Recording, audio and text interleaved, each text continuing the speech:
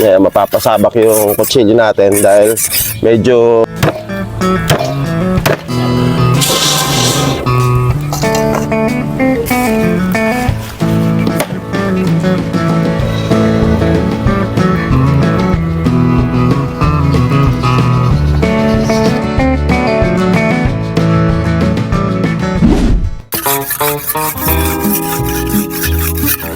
ayan, medyo mapapasabak yung kutsilyo natin kaya kailangan natin ng matinding haksaan dahil ang ating pipilid pila rin ay malalaking buto-buto. Buto ng baboy. Medyo may mga buto kasi siya kaya kailangan natin na patalimin ang ating kutsilyo. Hoy! Get ready. Iitsang kita ng karne. Extra ka dalo.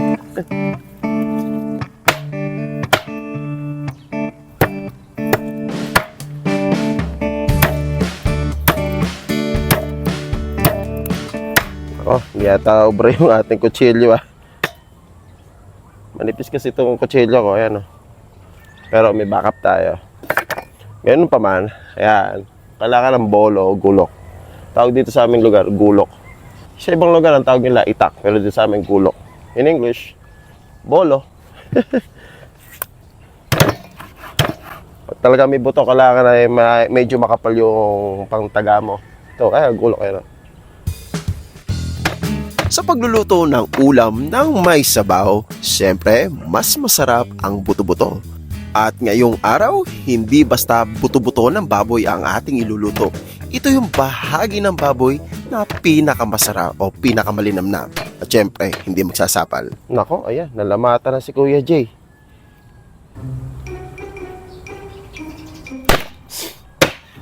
Nak ng puta. Kailangan din siguro talaga heavy duty lahat ng gamit pagka ganitong tadtaran. Para yung mga gamit sa palengke. Naku puta nga.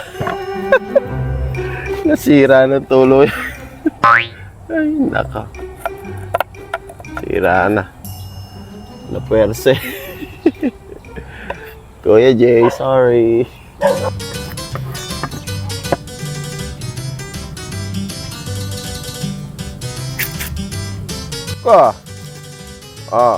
Treat. Share. Woo. Cookie. Papoy. Mamaya, bibigyan ng luto,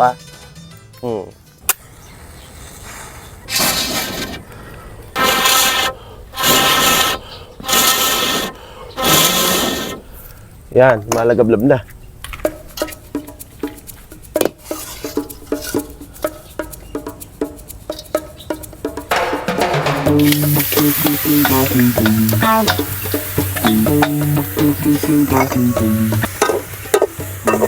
So, ganun yung ginawa natin diskarte sa pagluluto. Hindi natin agad ilalaga, syempre. Pasisingawan muna natin at hayaan nating magtubig muna. At maya-maya, pagbalik natin, ay ilalagay natin ng asin pagka medyo natuyo-tuyo na siya. Sakay po tayo dito sa ating mga tanim. Kuha tayo ng sangkap sa ating lulutuin. Checkpin muna natin itong kalabasa.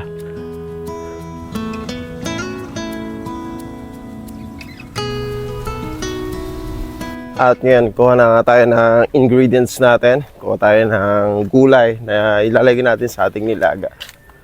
So, nandito lang sa tabi-tabi ang ating kukuning ingredients. Wala tayong bibilin. Of course. Tayo ng peche muna. Mga tira-tira na lang to okay. So, here they are.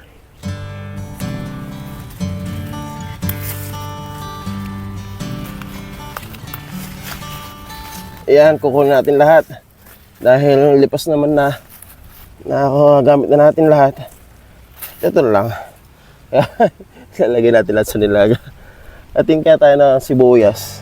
At kapag sinabing nilagang baboy, syempre hindi mawawala ang mga natural na pampalasa. Tulad ng sibuyas. Liit pa. Hindi pwede. Ay, balik.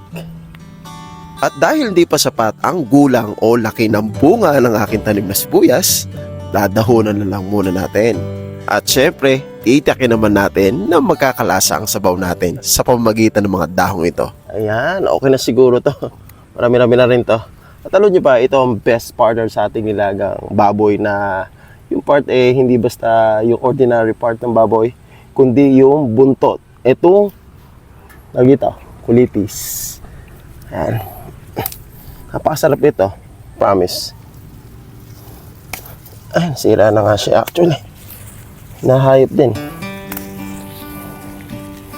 Ayan. Grabe.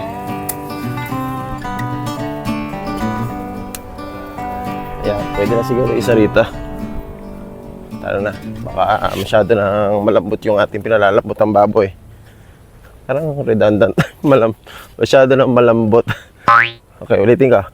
Malambot na siguro yung ating nilalagang baboy. Yung niluluto natin.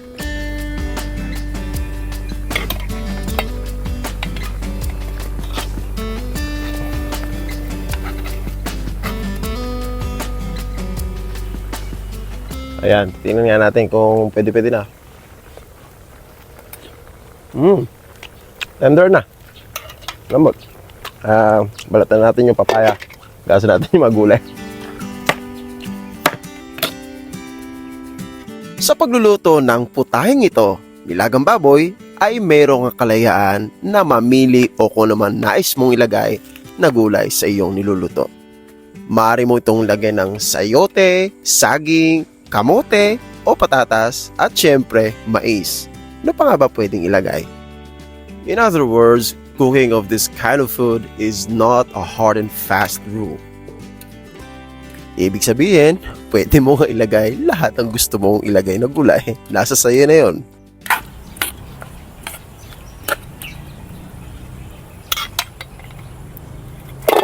Okay, lalagyan natin ng patis ngayon. At yan ang medyo pang-aalat natin, hindi puro asin. Malambot na yung papaya. At alatan natin. Tatansya lang natin. Nasa atin naman ang timpla kung anong gusto mo. Basta nasa dila mo. Bago ng Lawrence ah. Lawrence. Hi.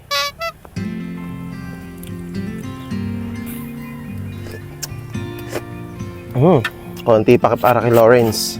Bitin.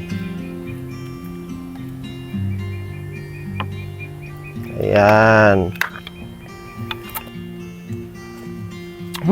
Sarap. At syempre yung ating star for this day. Kulitis. Para kay Ajinomoto, ito pinakamalinam na mapampalasa. Wala nang tatalo dyan. Grabe. Biglang sumarap ah. Talaga ni Ajinomoto. 2 minutes na lang. Ayan.